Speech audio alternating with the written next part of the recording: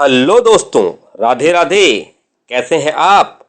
आशा करता हूं कि आप सभी लोग भी स्वस्थ होंगे, मस्त होंगे और अपने अपने कामों में व्यस्त होंगे। तो दोस्तों, लेकर आए हुए एक नई जानकारी, क्यों आता है भूकंप और क्या है इसके पीछे की वजह, विस्तार से सुने सब कुछ। दिल्ली एनसीआर समेत पूरे उत्तर भारत में शुक्रवार रात भूकंप के झटके महसूस किए गए। नेशनल सेंटर फॉर सिस्मोलॉजी के मुताबिक भूकंप की तीव्रता 6.1 थी और इसका केंद्र पंजाब का अमृतसर रहा। अब सवाल ये है कि क्या आप जानते हैं भूकंप क्यों आता है और कैसे पता चलता है कि भूकंप की तीव्रता कितनी है? क्यों आता है भूकंप? पृथ्वी के अंदर 7 प्लेट्स हैं जो लगातार घूमती रहती हैं। जहां ये प्लेट्स ज्यादा टकराती हैं वह जोन फॉल्ट लाइन कहलाता है। बार बार टकराने से प्लेट्स के कोने मुड़ते हैं। जब ज्यादा दबाव बनता है तो प्लेट्स टूटने लगती हैं। नीचे की ऊर्जा बाहर आने का रास्ता खोजती है और डिस्टरबेंस के बाद भूकंप आता है।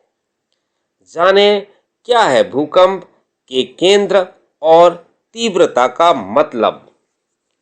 भूकंप का केंद्र उस स्थान को कहते हैं जिसके ठीक नीचे प्लेटों में हलचल से भूगर्भीय ऊर्जा निकलती है। इस स्थान पर भूकंप का कंपन सबसे ज्यादा होता है।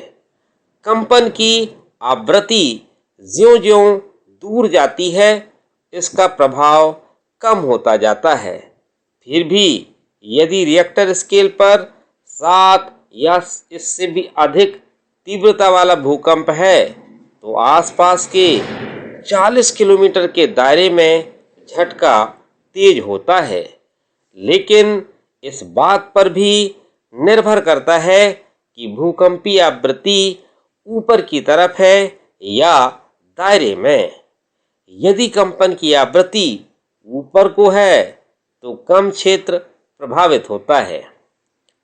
कैसे मापा जाता है भूकंप की तीव्रता और क्या है मापने का पैमाना?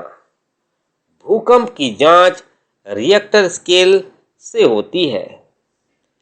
इसे रिक्टर मैग्नीट्यूड टेस्ट स्केल कहा जाता है। रिक्टर स्केल पर भूकंप को 1 से 9 तक के आधार पर मापा जाता है। भूकंप को इसके केंद्र यानी एपिसेंटर से मापा जाता है। भूकंप के दौरान धरती के भीतर से जो ऊर्जा निकलती है उसकी तीव्रता को इससे मापा जाता है। इसी तीव्रता से भूकंप के झटके की भयावहता का अंदाजा होता है। कितनी तबाही लाता है भूकंप? रिक्टर स्केल और असर 0.1 से 1.9 तक 0.1 से 1.9 तक सिर्फ सीज्मोग्राफ से ही पता चलता है कि भूकंप आया था।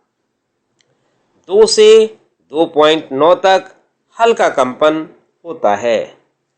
3 से 3.9 तक कोई ट्रक आपके नजदीक से गुजर जाए ऐसा असर होता है।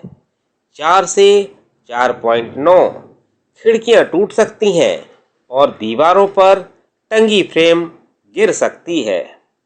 5 से 5.9 फर्नीचर हिल सकता है।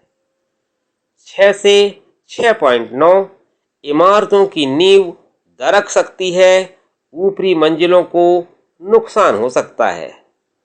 7 से 7.9 इमारतें गिर जाती हैं। जमीन के अंदर पाइप फट जाते हैं। यानी कि 7 से ऊपर जब भी होता है तो ये खतरनाक हो जाता है। 8 से 8.9 में इमारतों सहित बड़े बड़े पुल भी गिर जाते हैं। सुनामी का खतरा होता है।